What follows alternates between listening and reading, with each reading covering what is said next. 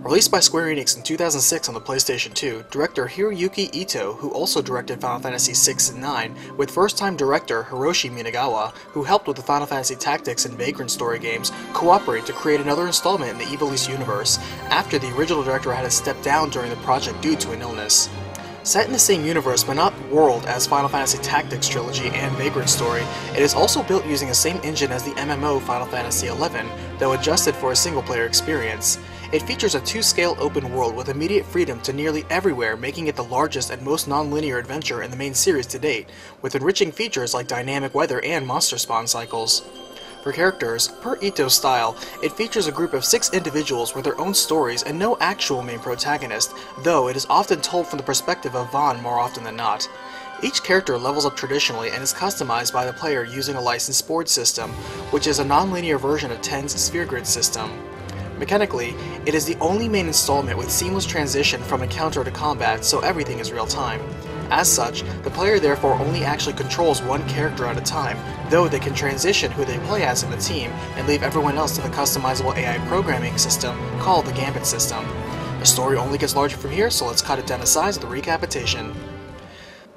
Set in the world of Ivalice, a magic-rich world with many races, the city-state of Dalmasca is celebrating the marriage of its own Princess Ashe and Prince Rassler of Nebradia in Dalmasca's capital city, Rabanastre. Unfortunately, weeks later, the much larger Empire of Arcadia chooses to invade Nebradia as part of its war march westward. Soon, Nebradia's capital city of Nabudis falls, and at this time, Dalmasca's king Ramenas chooses to aid their new allies and counterattack the invaders' advance at Nalvina Fortress. Dalmasca's captain of the Knights Bosch mobilizes immediately, and Lord Rassler volunteers as well. Rassler leads the army in the defense of the fortress, but the Arcadian invaders prove overwhelming. As their last line of defense falls, Rassler takes an arrow to the neck, and Bosch just manages to disengage with him in hand. Unfortunately, Rassler does not survive the wound, and Nebradia falls under the Arcadian tide. In the bigger picture, the Empire of Arcadia is really at war with the Empire of Rosaria to the west, and the smaller and recently allied city-states of Dalmasca and Nebradia are just 2 victims on the border and in the way of these 2 giant nations fighting. With Nebradia and most of Dalmasca's forces falling at the Battle of Nalvina Fortress, Dalmasca is now very vulnerable before Arcadia. Knowing this, Arcadia allows Dalmasca to surrender peacefully and set terms. Later, Dalmasca's king Ramenas arrives at the fallen Nalvina Fortress to sign the Empire's peace treaty, and a young soldier named Rex is awoken by an on-site Captain Bosch and a small contingent of knights, including Captain Vossler as Ellis. Bosch and the remainder of the knights are still picking themselves up as he helps along Rex. Rex believes he is helping rescue the king from the Empire, but as he catches up, he sees everyone in the treaty room murdered, including King Ramenas. He is abruptly stabbed by Bosch, who calls out the king as traitor for signing control of Dalmasca over to Arcadia. However, as he passes out, Rex witnesses Bosch get captured by Vayne Solidor, 3rd son of the Arcadian Emperor, and he passes out thinking of his younger brother Vaan. As the events transpire, they are recorded by Marquis Andor, friend of King Ramenas, who also reports Princess Ashe's grief-driven suicide. In addition, Captain Bosch was executed on charges of high treason, sedition, and assassination. As a result, Dalmasca was to surrender without terms. 2 years pass as we see Vaan, orphaned younger brother of Rex, surviving on the streets of Dalmasca's capital city, Rabanastre. He makes a living with petty theft as he lives alongside another war orphan friend, Penelo, who urges him to get on by straight work as she does. Personally, Vaan has a dream of being a sky pirate with his own airship one day. To make ends meet, he even opts to take bounties and jobs off a billboard, and during one job, he finds some Galbana lilies that he finds particularly precious. Later in the day, there is a parade for the appointment of a new consul for Rabanastre, Vayne Solidor, and he quickly wins the frustrated people over with the compassionate and inspiring words. Vaan still harbors resentment for the Arcadian Empire, and so plans that night to sneak in the castle during the banquet and loot their treasure room. As Vaan obtains a means in by way of the Garum Scythe waterways underground, there is actually another group at play, a resistance group including former Captain Azelis and another woman. At the same time, an elite duo composed of a distinguished man and co-pilot Vieira dash into the castle grounds on their jet bike. Vaan navigates his way successfully to the treasure room with his acquired knowledge of the castle's secret passageways, and as he is looting, he accidentally uncovers a large chunk of valuable nethicite. At the same time, the duo corners him for the precise piece of nethicite he's holding. When the sounds of a fight breaking out distracts the duo, Vaan gives the duo the slip and finds the resistance group engaging the Empire's guards. As a nearby battleship is conveniently nearby to suppress the threat with its cannons, much to the rogue's suspicion, he chooses to help out Vaan as they are all spotted by the alerted guards. The Vieira notes their hoverbike is somehow losing power rapidly, and they crash nearby the waterways, opting to take that as their way out. The man introduces his partner as Fran of the Vieira, a race of bunny women, and himself as Balthier, the sky pirate. He takes command of the situation to ensure they all survive, and they form a temporary alliance. Balthier deduces the consul knew there would be an attempt on his life by insurgents and thus appeared to have a light guard about, but in reality had heavy backup close by, thus snuffing out hiding rebels. As they make their way out, they encounter the woman leading the resistance and Vaughn chooses to help her out. The woman introduces herself as Amalia, and while she opts to accompany them only for their escape, Vaughn notes his nethicite chunk illuminates once more. Though they beat away a menacing flan monster, they soon walk into a trap that even Consul Vane is personally present for. As they are arrested and hauled off, Balthier smoothly drops a handkerchief in the hand of a protesting Penelo for safekeeping. Vaughn has a flashback of visiting his brother Rex with his favorite Galvana Lilies, who was mentally broken and hospitalized, and bearing the stigma of being accomplice to the king's murder. Vaughn believes his brother innocent and merely tricked by Captain Bosch, but Rex died, leaving only his signet ring behind. He wakes up to find himself, Balthier, and Fran tossed into the dungeon of Nabina Fortress. Vaughn quickly gets into trouble with some of the other prisoners, and a trio of Sikhs, a race of horned pigmen, encroach upon him until Balthier jumps in to bail him out of a rough fight. A group of soldiers come in to escort in the headhunter Bagamnan of the Bangar race of lizardmen, hot on the trail of Balthier. As Fran leads them out to their escape route, a judge now makes his entrance, and Balthier explains they are the authoritarian law enforcers of Arcadia, and elite guards in the House of Solidor, which basically makes them commanders of the Imperial Army. The judge is actually just passing through en route to another prisoner, and makes his way as Bagamnan resumes his hunt for Balthier. Balthier decides to reverse the situation and take advantage of the judge's access and let him open doors for them. Their payoff is immediate as they find the room with their confiscated gear, and still manage to stay a few steps behind the judge. Trailing the judge brings them to his quarry, which is Captain Bosch, who is actually alive after all, despite the public report of his execution. The judge unmasks himself to reveal he is Bosch's twin brother, and it's revealed that Bosch is kept alive in the Empire's dungeon as blackmail for Marquis Andor's silence and cooperation, though even the judge does not know why specifically. The judge asks who Amalia's real identity is, but Bosch refuses to answer. As the judge leaves, Balthier steps out, and Fran indicates that she, sensitive to an ether called Mist, senses they're an exit if they follow the Mist trail through here. Bosch beseeches them to release him, but Balthier hears none of it. However, Vaughn takes the opportunity to vent his frustrations and blames brother's death and this kingdom's problems on Bosch. His ruckus alerts the judge and guards back their way, and Fran quickly decides to drop Bosch's cage, and they all ride it down to the depths of the dungeon. Always the opportunist, Balthier decides that since Bosch is free, he might as well be useful, and lend them his sword arm, which Bosch firmly agrees to, much to Vaughn's ire. As they get Bosch geared up, Vaughn repeats that his brother saw Bosch kill the king, and Bosch recalls that he must mean Rex. Vaughn accuses him of Rex's death too, but Bosch swears it wasn't him. As incredible as it sounds, he explains it was his twin brother, Gabranth, that committed all of those deeds and framed him for it. Balthier believes the story fits, but Vaughn still isn't convinced. Banding together to defeat a queen mimic, they secure a way out through an old tunnel where Bosch insists he is still a knight loyal to the throne of Rabanastre and leaves to join the resistance. Balthier and Fran go on their separate way too, and Vaughn decides he needs to offload his nethicite quickly. He looks for Penelo to let him know he's okay, but she's nowhere to be found. Next, he shows his treasure to Dalen, the information broker who showed him the secret passageways around the castle in the first place, and Dalen now tasks him to deliver a sword of the Old Knight's Order to a zealous for him. Vaughn now finds himself again in the Order's resistance group, where the old soldiers don't know what to think of Bosch's survival and claim that a judge killed the old king. Bosch explains to all that Rex was set up as a witness to cement the claim that Bosch killed the king, so Rex is not a liar, which gives Vaughn something to think about. Azelis still doesn't trust Bosch, and now Marquis Andor, but will let him pursue his mission to protect Amalia. Bosch asks Vaughn to take him to Balthier, as he needs a sky pirate to fly him somewhere, and as they talk, Vaughn now firmly believes it wasn't Bosch who killed his brother, but rather the Empire. As they find Balthier, they find out Penelo's been taken hostage in the Bujerba mines, demanding Balthier's arrival. As Fran figures, an obvious trap by Bagamnan. Vaughn jumps to Penelo's rescue, offering the nethicite as payment to fly him to the sky city of Bujerba. Bujerba happens to be where Bosch is going to, though to speak with its ruler Marquis Andor, so the group reunites and moves on. Vaughn is enamored with Balthier's airship, the Strahl, and is bounding with questions for the Sky Pirate. For some reason, Marquis Andor gained favor with the Empire when Princess Ashe and Captain Bosch were purportedly killed, and Bosch wants to know why. As the Strahl takes flight, Penelo was indeed captured by Bagamnan, who mistakes her for Balthier's mistress. It isn't long before they arrive at the sky city of Bujerba, though the note directs them to the Lusu mines. They are overheard by a young boy who asks to tag along with some business of his own in the mines, and Balthier allows him along too. The boy introduces himself as Lamont, and though Balthier and Bosch groan when Vaughn lets slip their real names, they are both curious how Lamont knows so much about the Imperial Army and politics. As they spy on, they see another judge talking with Marquis Andor, who apparently was at the Dalmascan King's surrender as the mediator, though after the murder fell in line with serving the Empire, even though rumors say he still helps the Resistance. As they journey further in the mines, Lamont stops for the real reason he's here, and that is to observe the Nethicite, a crystal ore that absorbs magic. Apparently, this mine is where Draklor Lab, where Nethicite is being artificially made, is coming from. Balthier suddenly hard-presses Lamont with some direct questioning, but they are interrupted by Beganin.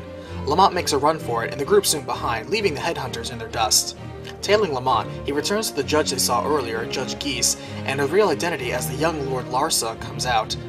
Penelo was captured by Judge Geese in the mines right from being kidnapped, but Larsa accompanies her to the Marquis's home. Balthier then specifies that he's Larsa Solidor, the fourth son to Emperor Gramis, and younger brother to Consul Vane. Seeing the Marquis host the Empire, they choose to root out Bujerba's resistance by refuting Andor's claims of Bosch's death. Vaughn goes around town making a clamor, and they attract the attention of this town's resistance movement. One of Andor's guardians, of the Catman race called the Rev, arranges a meeting for Bosch with Andor, and when they talk, Bosch understands that while his very existence threatens Andor's standing with the Empire, he still needs his help to rescue Amalia. Also, Penelo, though in good care of Larsa, was still taken back to the Empire. Finally, Andor chooses not to negotiate and captures Bosch for the Empire, though gives him to Judge Geese and not Vane, who was holding Bosch over his head. As Vane receives word of this, he meets with Dr. Sid, a renowned scientist of the Empire, who also seems to be talking to a mysterious shadow. Meanwhile, the group is in chains again, as this time they are transported to the airship dreadnought Leviathan. Within, they find Amalia, who is less than thrilled to see her father's alleged killer, and it's revealed that she's really Princess Ash. However, because she bears no royal proof of her claimed identity, she is to be executed for that. Bosch interjects that the Dusk Shard can verify those of royal blood and knows where it's located, so they should not kill her, but suddenly the Magicite Shard of Vaughn glows again, and it turns out that is the Dusk Shard.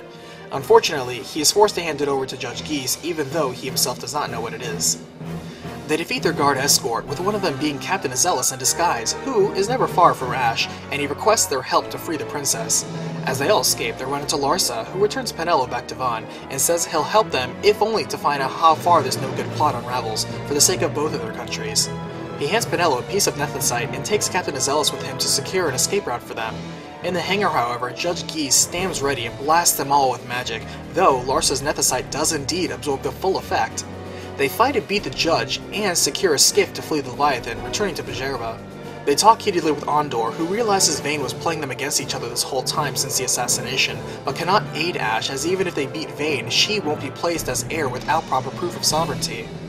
Thinking to obtain the Dawn Shard, which will validate her royal blood, Ash moves to steal Balthier's ship, but she's caught by both Vaughn and the Sky Pirate. Undeterred, she offers them the Dynast King's treasure, as the Dawn Shard she seeks is but one relic in King Wraithwall's tomb, where they must take her. Naturally, Bosch follows Ash, Fran with Balthier, and Penelo with Vaughn, so they are banded once more as they head off to King Wraithwall's tomb.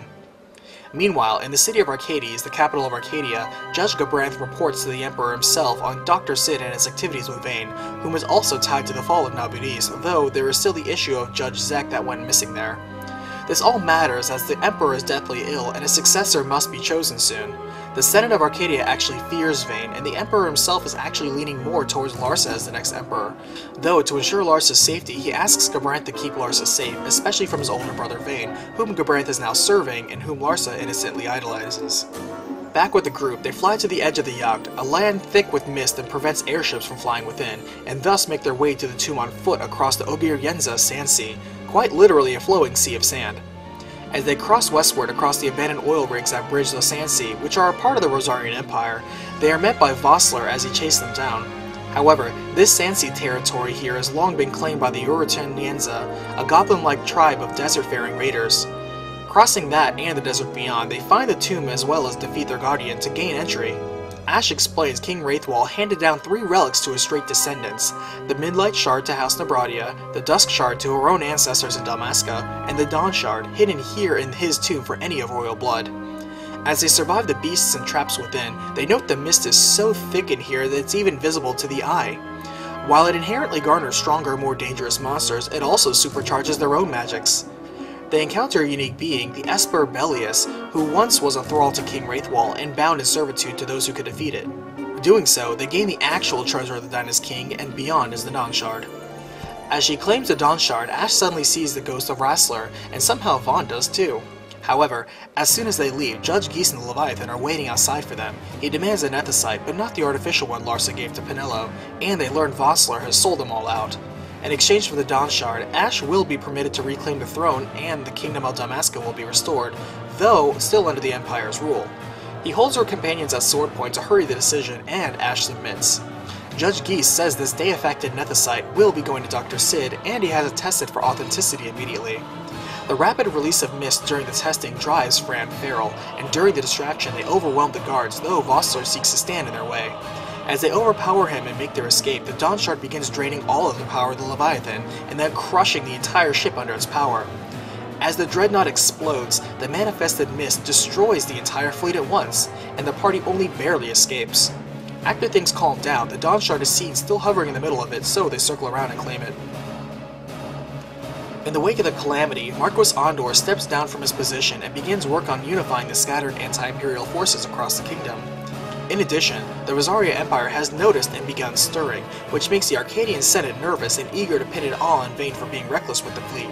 As they seek to pit Larsa against Vayne, they call back Vayne to Arcades for punishment. Meanwhile, Bosch says he's seen the same destructive power once before at Nabudis, in which a single division of Imperials entered the city, then there was a devastating explosion not unlike what they just saw. Given how the Midlight Shard was in Nebradia, it's likely something similar happened then, too.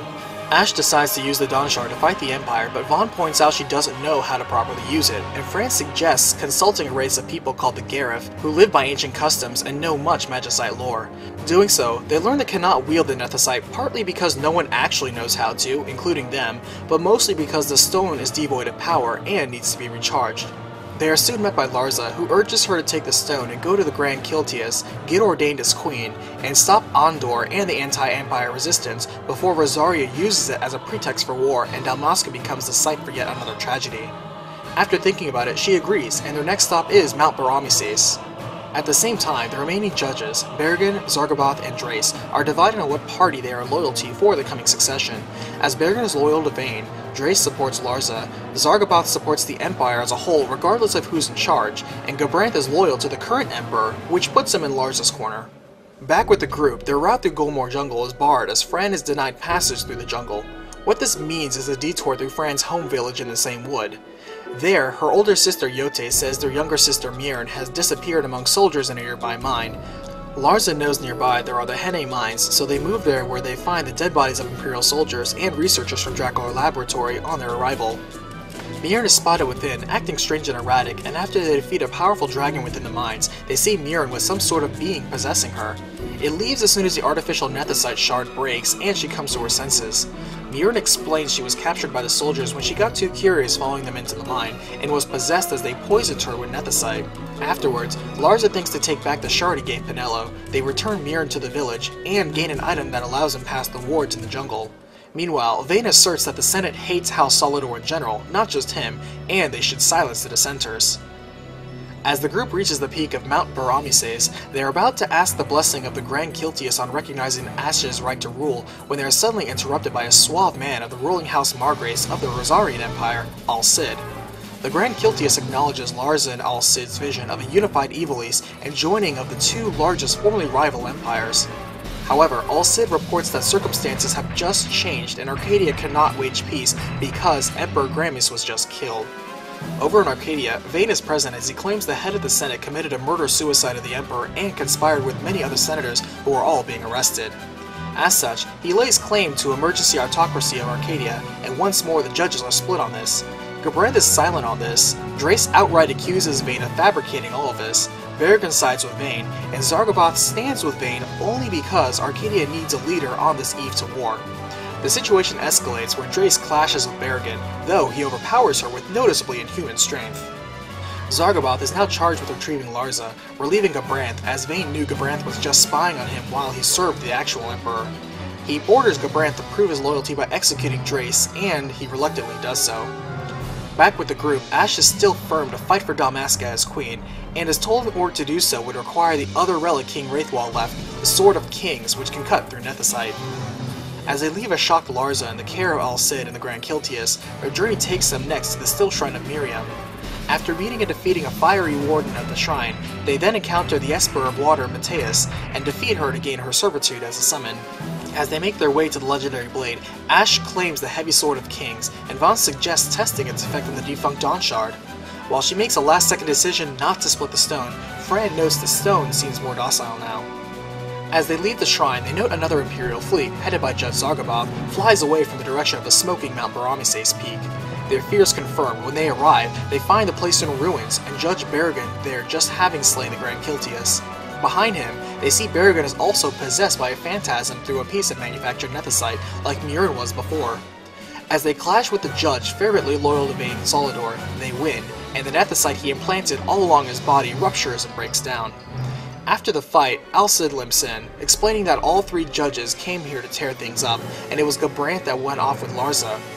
He asks Ash to come back with him to Rosaria to convince their leaders not to respond to all this provocation with war. Ash has to refuse him, as she still needs to end the Dusk Shard Vayne has first, and Balthier believes he knows where the stone truly is, in Draclor Laboratories in Arcades, the capital of Arcadia. As Arcadia's navy and air force are mobilizing for war, the group chooses to sneak into the city on foot. As they get closer, Balthier questions Ash if she will really destroy the Dusk Shard, or return it to Dalmasca and use its power. He further elaborates that she reminds him of his father, who once suddenly became obsessed with the power of nethicite, and so he researched it, mumbled constantly about someone called Vana, invented airships that could fly in the Yugd, gained notoriety, and even made him a minor judge. Balthier didn't want that life and left it, and his power-hungry father, Dr. Cid of Draclor Laboratories. He reveals all this to give her a warning not to walk the same path. As they enter through Old Arcades, the poor and destitute corner of the city, they make their way up to the Imperial City proper. Even Vaughn, with his hatred of the Empire, is impressed by the grandeur of it all. Using Balthier's underworld connections to get into Draclor Labs, they make their way to Cid's office, and find they are not the first intruders on the scene. Taking advantage of the confusion, they find Cid, and are nearly attacked by his attacker, though they sort it out and go straight for the Doctor together. Cid recognizes the princess, and they see him talking to some unseen presence as he attacks them with his latest nethicite weaponry. During the fight, they see Cid is protected by another phantasm, the one he calls Vana, and he taunts them by showing them Dawn Shard and Midlight Shard in his grasp, while leaving and going to Guru Vagan, where he claims another stone lies. Their newfound ally is Redis, another sky pirate leader of the anti-Empire resistance, and as they leave Arcades, Andor leads a fully funded resistance army to engage the Empire. Redis reveals Andor seeks the Midlight Shard and wants to use it to defeat the Empire, but will request Rosarian aid if they cannot secure it. Bosch objects and asserts that if Andor has both the Resistance and Rosaria on the field at once, then Vayne, who does have weaponized nethicite, will crush both at once.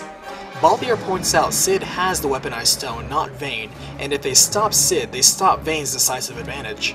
The group decides to go for Cid, and Redis chooses to investigate another lead, and he too warns Ash not to induce another Nabudis disaster with her nethicite.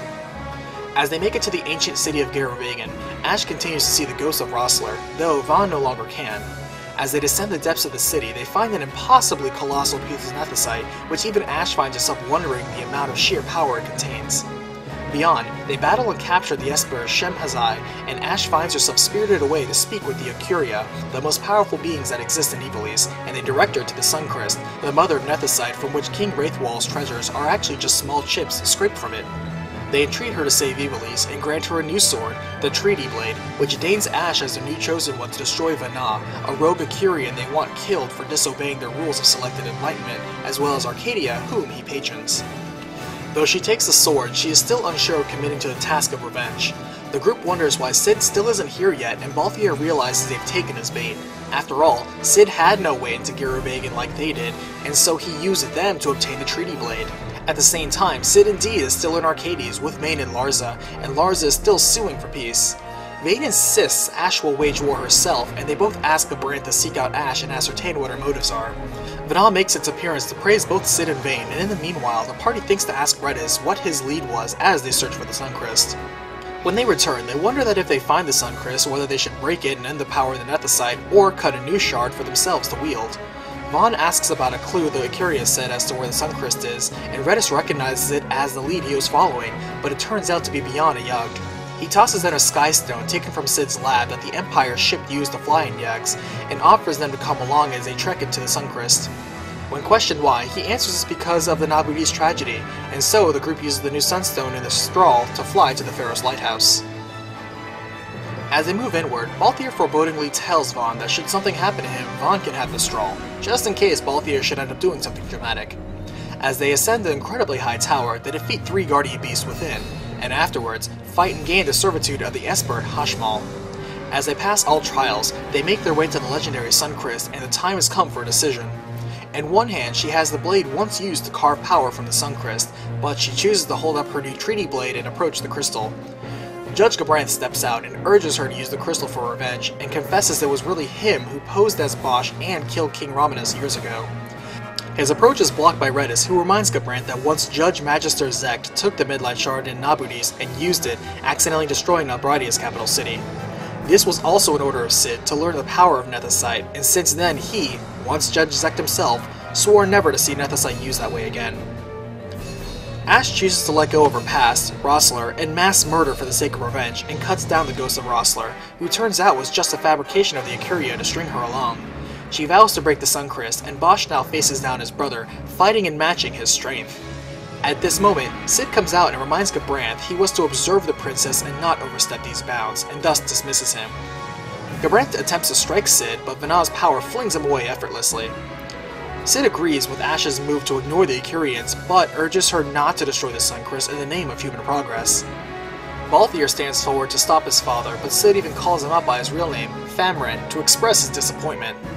Discharging his newest weaponry, Cid sets up to power up the mighty sky fortress Bahamut, and even calls forth his own Esper, Famfrey, and continues the artillery assault. Winning the Esper from him, they defeat the Doctor, and as he dissolves into mist, Cid has no regrets of his 6-year partnership with Vanna, as it too takes its leave. The Suncrist now surges out of control, and as Ashe struggles to get close to destroy it, Redis takes the old sword of the king from her and charges ahead as the party escapes, atoning for his crime in Nabudis by destroying the Suncrist and blowing up with it. The effects are felt all around the world, and all Cid comes in to unfortunately tell them he was unsuccessful in preventing war, and several of his country's generals ignore him and join Ondor's fleet to attack the Arcadian Emperor over Old Nabradia and Dalmasca. Though Rosaria plans to use this intentional incident and use Ondor's resources before their own, Vayne will still crush them despite losing the Dust Shard. Reason being, Cid did succeed in powering up Bahamut, though thankfully the destruction of the Suncrist prevented it from gaining much power. He moves to delay Rosaria's involvement for as long as he can, and the group moves to take on a partially powered up sky fortress, Bahamut. Regardless, the power is still plenty strong enough, as Vayne himself is in the fortress with Vanna at his side, and Larza still there begging his brother to make peace. A single shot from the fortress is enough to destroy an entire battleship, and Vayne has no intentions of taking prisoners, rationalizing any rebellion must be put out ruthlessly and definitively. Each side is primed and ready to go under this precursor to war, and as they release their fighters and engage, Marquis Ondor cannot compete with firepower the magnitude of Bahamut. In the midst of this, the straw flies in low and under to below enemy lines and into the Bahamut. Docking in the Sky Fortress, they make for the command center and gun straight for Vayne. They are met by Gabranth, who really did survive the blow dealt to him by Vanna, and as Bosch beats him once more, he urges him to forsake being a judge and go back to being his brother Noah again. The group then encounters Larza and Vayne, and Larza takes his time to finally give up trying to convince his brother with words and stand against them despite their difference in power. They clash, and though Vayne himself is a force to be reckoned with, the party still prevails against the iron fist of the dictator. Larza rushes to his brother's side, but is knocked aside, for Vayne is not alone, as Vanna possesses him to a monstrous degree now, empowered by the manufactured Nethicite within him. At this time, a wounded Gabranth limps in, and Vayne still cares for his younger brother, so he orders the judge to defend Larza. However, Gabranth does agree and complies with the order by directing a sword to Vayne. The Nethicite-fueled Vayne wields immense power, and during another bout of combat, Gabranth lays a strong blow against Vayne, which is firmly countered. Vaughn then lands a blow that sends Vayne reeling, and now Vanna interjects, allowing Vayne to retreat. Vayne apologizes to Vanna for failing, but Vanna corrects him, stating he wanted the Suncrist sundered, and closed the Age of Stones and the grip the Acuria had over man. Vanna now completely merges with Vayne, whose very wisps of power can tear ships from the sky. Pieces of the Sky Fortress meld into him, channeling an armor to turn this Vayne into a mist-fueled, mechanically winged monster. The party does not back down from this living apocalypse, and together the group of outcasts, Van and Pinello, the war-torn orphans, Bosch, the disgraced knight, Ashe, the princess of a fallen kingdom, Balthier, the disowned sky pirate, and Fran, the forsaken Vieira, defeat the despot demigod. However, the victory does not end the war. Their clashes damage the Bahamut to such a degree it begins to fall from the sky, but the straw won't start up. Balthier and Fran set Vaughn and Penelo to pilot the ship as they go to fix the engines below. They succeed and the Strahl is off, where dying Gabrand, Larza, and Ash quickly work together to convince the warring sides to stop their attack. Their words work, but unfortunately the Bahamut is about to crash and destroy the city of Rabanastre below. Acting quickly, Judge Zargoboth orders everyone to fire on the Bahamut as soon as his warship, the Alexander, rams it off course. However, just in time, they then get word from Balthier, who stole away onto the falling fortress, to quick fix the Bahamut and drift it away from the city. He succeeds in restoring power enough, carries out an injured Fran, and reminds Vaughn to watch his ship until he comes back as the Sky Fortress crashes safely outside Rabanastre. As the game concludes, it's been 1 year since the party split. Ash is coronated Queen of Dalmasca, and Bosch has taken up his departed brother's role as Judge Magistrate and protector for Larza and Arcades to further the relationship between their two nations. Balthier and Fran return to take back the Strahl, with Balthier returning Ash's ring he took and invite Vaughn and Penelo over to visit them. As the game ends, Vaughn is finally a true sky pirate with his own airship and with Penelo as his partner, and they head off to visit with their friends and seek the next adventure. Final Fantasy XII has enjoyed the success of selling over 6 million copies worldwide.